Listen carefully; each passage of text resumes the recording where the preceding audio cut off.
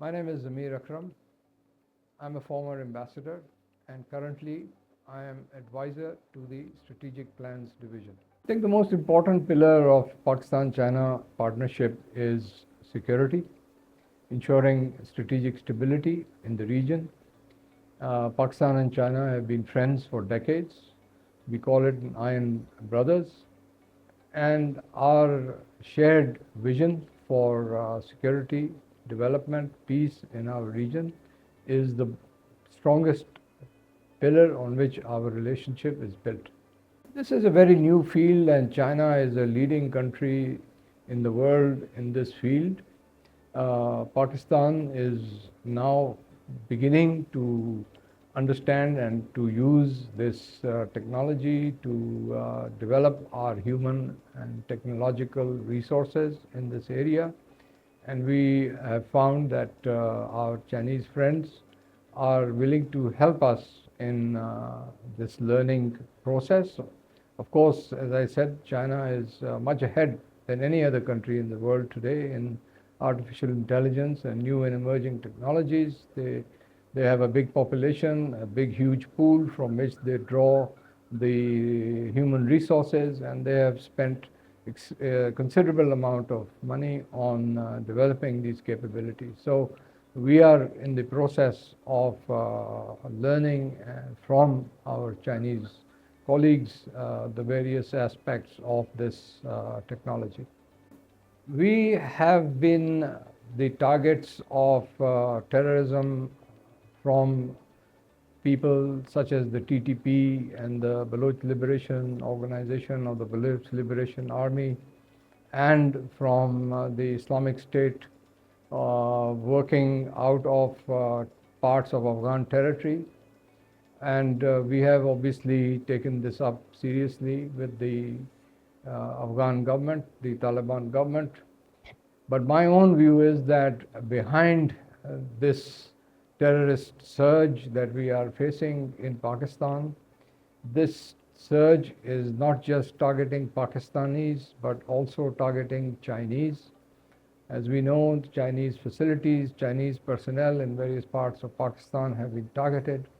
So Pakistan and China have a very strong joint interest, shared interest in tackling this problem of terrorism. I also want to say that this terrorism originates and is supported by the Indians, which we know for sure because we have the evidence that demonstrates that the BLA in particular, and to a certain extent the Taliban, the TTP, and even the ISK are being used to target Pakistan at the behest of the Indians. And this is meant to undermine CPEC and meant to undermine the growing strategic relationship between Pakistan and China. China, of course, is a far more advanced country and a big player in the overall climate change process. But Pakistan, though it has not contributed to the effects of climate change, it is one of the primary victims of this climate change. And we are working with China because China is also the leader of green energy technologies such as solar, wind, and others. And so we are learning and benefiting from China's assistance and its experience in this area. China is also participating with Pakistan in the overall energy sector as part of CPEC, and an aspect of this energy cooperation is also green energy technologies. The Pakistan-China relationship is a multifaceted relationship. It covers defense, it covers security, it covers political and diplomatic cooperation, economic and trade relations, but also people-to-people contact. There is an exchange of students. The number of Pakistani students studying in China has increased immensely over the last 10 years. and it is now also a part of the CPEC arrangement, under which we will be promoting tourism between the two countries. This will enable the exchange of people-to-people contacts, and we already have, for instance, a China Friendship Center in Islamabad. Such kind of centers will be set up in other parts. We will also have Pakistan friendship or Pakistan associations that exist in China, which we are also trying to give a greater boost. So these are some of the efforts that are being made to promote contacts between the two countries and their peoples.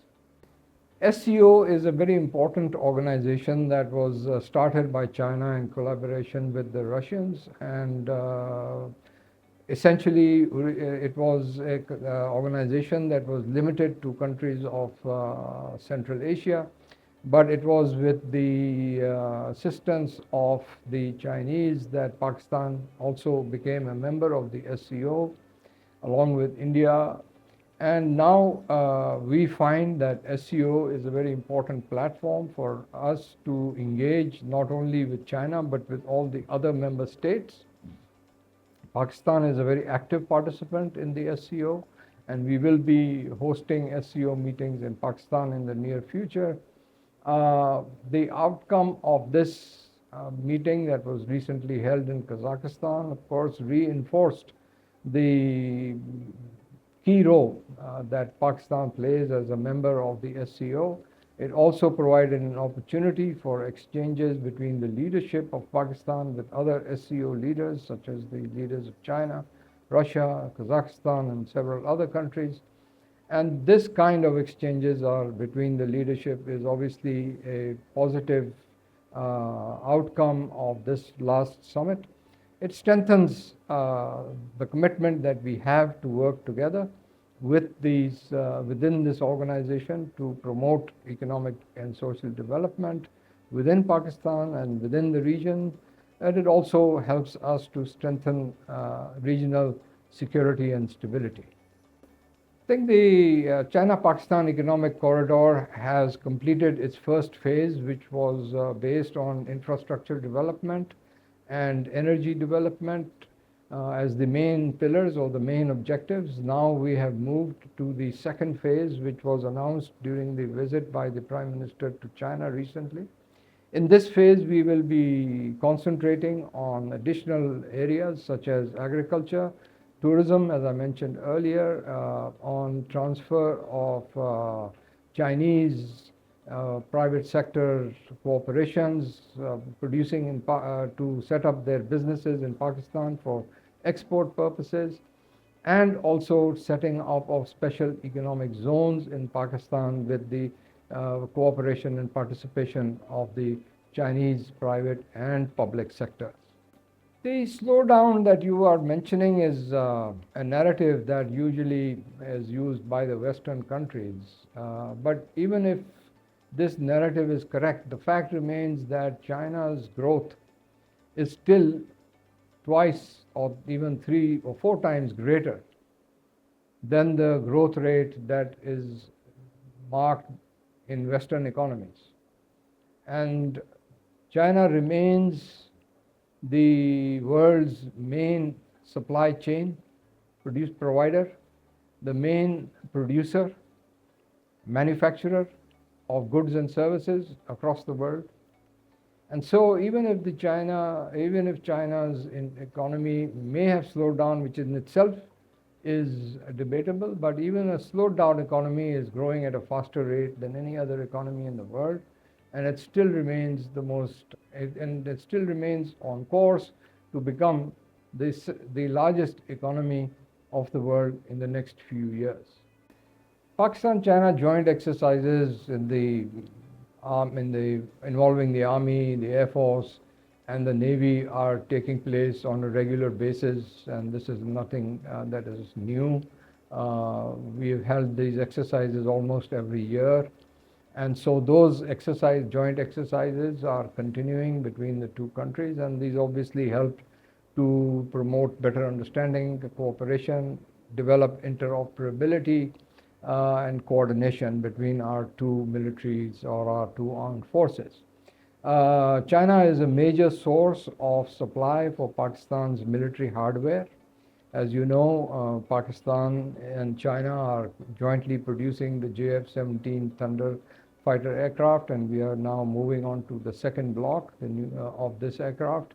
China has also provided us with other fighter aircraft, with naval vessels, and of course with equipment for our army as well.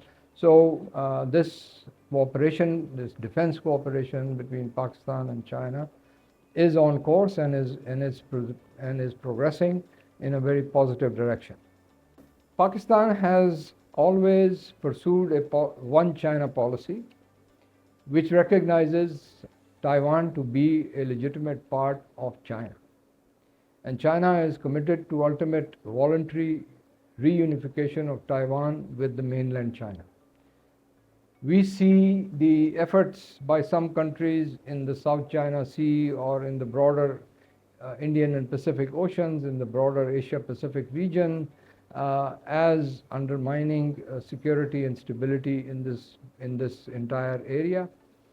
We believe that the interests of all countries involved must be respected, and I think that the tensions that you have mentioned in this region are not as a consequence of actions that have been taken by the Chinese, but the Chinese have responded to provocations such as the formation of an organization called the Quadrilateral Alliance, which involves the United States, Australia, Japan, and India, and the formation of another military alliance called AUKUS that involves the United States, the United Kingdom, and Australia. So these are, in my view, provocations which are meant to contain China, and China has the legitimate right under the UN Charter to protect its interests. We do not see, at least I do not see, any impact that the China-Pakistan relationship will face as a result of India's elections. Our policies, our relations between Pakistan and China are based on long-term interests. This is a tried and trusted partnership. It does not change due to political changes in other countries or even due to political changes in these countries themselves. So we do not see any impact that the Indian elections would have on the Pakistan-China relationship, at least. In fact, I would say that with the re-election or the third term that Mr. Modi has been given in India, the tensions that he has created as a result of his policies in Indian occupied Kashmir, these tensions with Pakistan as well as with China will continue. And both Pakistan and China see the Indian actions in Indian occupied Kashmir as an attempt to change the status quo, as an attempt to break out, to violate understandings that the Indians have entered into with both Pakistan and China with regard to the status of Jammu and Kashmir, occupied Jammu and Kashmir. We are not a part of any alliance with any country or any great power. We have a very good strategic partnership with the Chinese, and it is a relationship that is not meant to undermine any other country, but to ensure and defend our security interests. Changes in the region are irrelevant so far as the Pakistan-China relationship is concerned. It will not undermine this relationship.